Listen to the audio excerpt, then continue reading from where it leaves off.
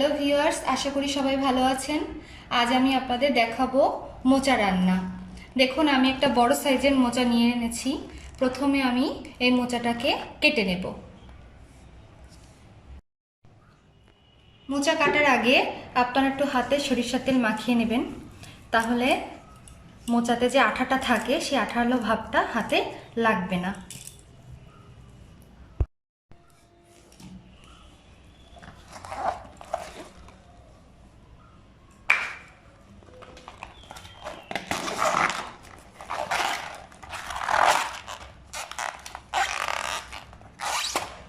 মোচার এই পাতাগুলো আমি ফেলে দেব।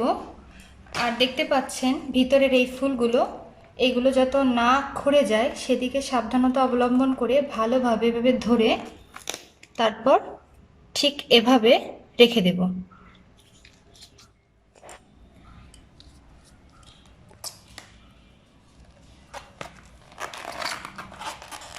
এভাবে প্রত্যেকটা থেকে আমি এভাবে মোচার এগুলো ছিলে নেব আর ফুলগুলো রেখে নেব।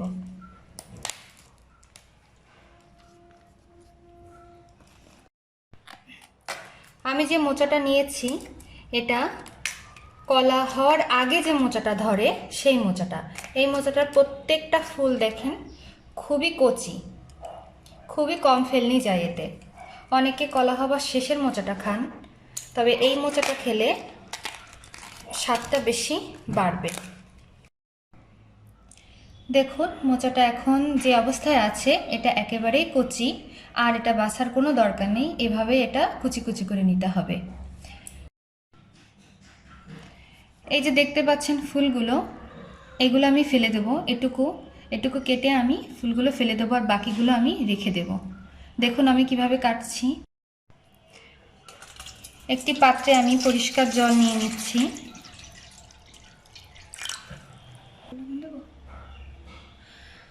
এবারে জলের মধ্যে দিয়ে দেবো সামান্য পরিমাণ লবণ, আর দিয়ে দেবো সামান্য পরিমাণ হলুদ।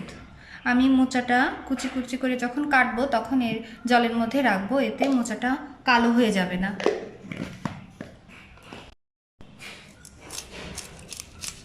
এই যে ফুলগুলো কেটে ফেলে দিলাম। এবার বাকি যেটুকু আছে এটুকু আমি কুচি কুচি করে নেব।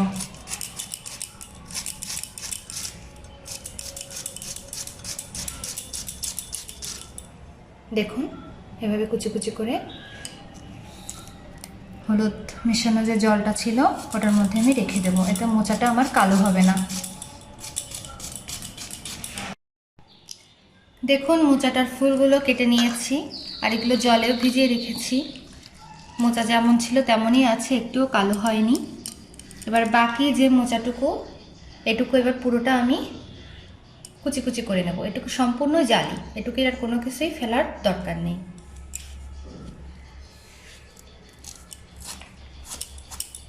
এভাবে কুচি কুচি করে পুরোটাই আমি কেটে নেব।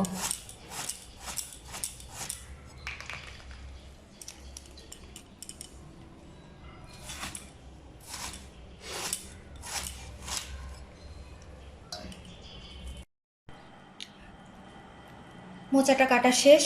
এখন এই মোচাগুলো এভাবে ভালো করে কচলে কচলে এভাবে কচলে কচলে মোচাগুলো ভালোভাবে ধুয়ে নিতে হবে। একবারই এই জলটা ফেলে দেওয়ার পরে কড়াইতে জল দিয়ে মোচাগুলো সেদ্ধ দিয়ে দিতে হবে। কড়াইতে আমি জল দিয়ে দিয়েছি। এবার এর মধ্যে আমি সামান্য পরিমাণ হলুদ গুঁড়ো আর সামান্য পরিমাণ লবণ দেব।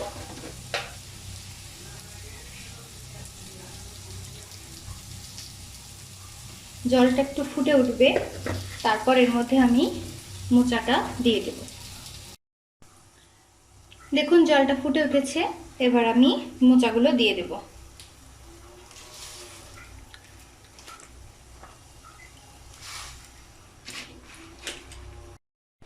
এবার আমি ঢেকে দেব। এভাবে 10 মিনিট রান্না করব, সেদ্ধ না হওয়া পর্যন্ত।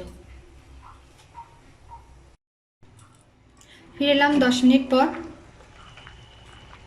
এখন দেখি মোচাটা সিদ্ধ হলো কিনা।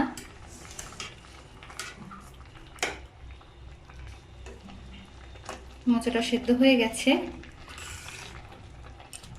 দেখুন মোচাটা একটুও কালো হয়নি। এভাবে আপনারা হলুদ লবণ দিয়ে যদি সেদ্ধ করেন তাহলে মোচাটা কালো হবে না। এবার আমি এটা নামিয়ে নেব, নামিয়ে জল ঝরিয়ে নেব। তেলটা একটু গরম হলে এর মধ্যে দিয়ে দেব তেজপাতা আর দিয়ে দেব দারচিনি। এবার দিয়ে দেব ছোলা।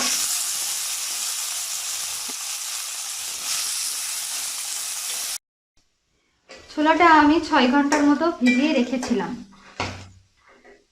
এবার এর মধ্যে দিয়ে দেব পেঁয়াজ কুচি।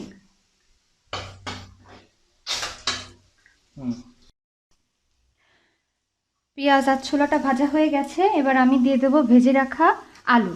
আলুটা আমি আগে থেকে ভেজে রেখেছিলাম।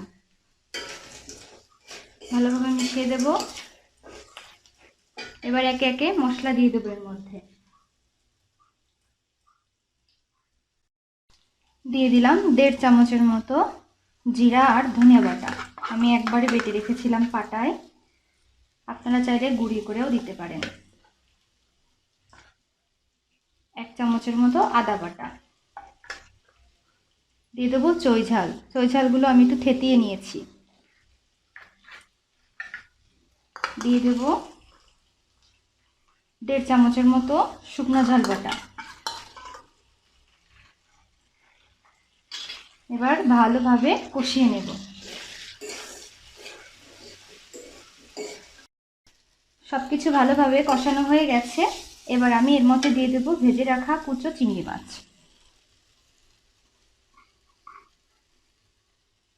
ভালোভাবে মিশিয়ে নেব।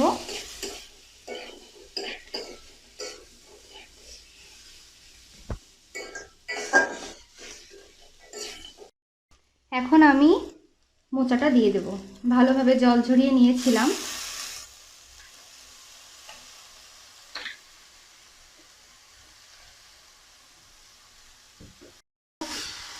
ভালো করে মোচাটার সঙ্গে মশলা, ছোলা, আলু সব মাখিয়ে নেব।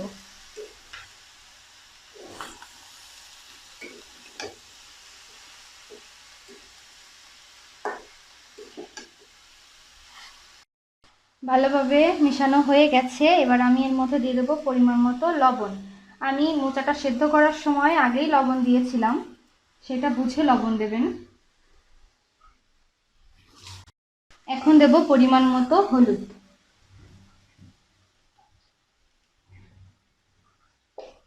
আর দিয়ে দেব 4-5টা আস্ত কাঁচা ঝাল। আরেকবার ভালোভাবে মিশিয়ে নেব।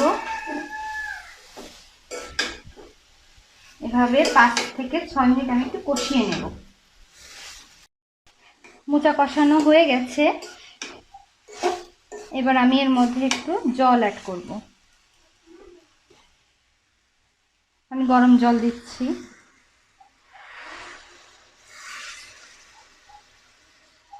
বেশি দেব না, কারণ আমার সব কিছু সেদ্ধ করা আগে থেকে। রান্না করতে যে পরিমাণ জল আমার দরকার ততটুকুই জল আমি দেব। এখন ঢেকে দেব।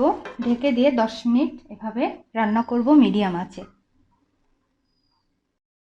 10 মিনিট পর ফিরে এলাম। দেখুন জলটা টেনে গেছে। ভালোভাবে নেড়ে নেব।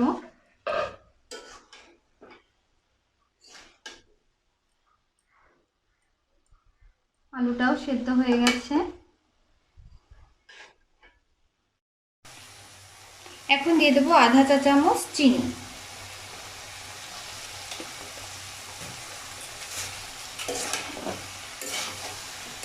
মিশিয়ে নেব চিনিটা। এভাবে আপনারা নাড়বেন।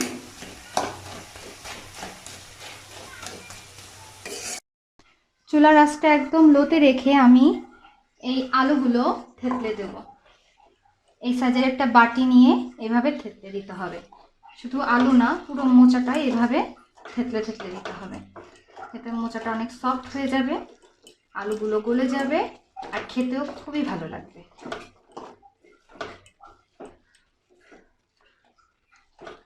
দেখুন এভাবে থেতলে নিয়েছি।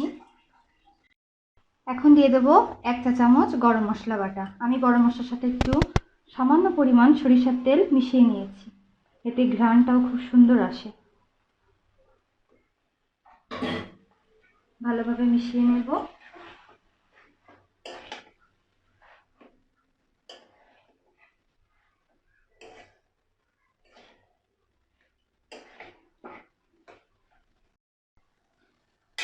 দেখুন মোচা রান্না একেবারেই কমপ্লিট। এটা পরিবেশনের জন্য একদম প্রস্তুত। আপনাদের যদি আমার এই রান্না ভালো লেগে থাকে তাহলে কমেন্টস করে জানাবেন, লাইক দেবেন, শেয়ার করবেন, বেশি বেশি শেয়ার করবেন আর অবশ্যই সাবস্ক্রাইব করবেন। সবাইকে ধন্যবাদ।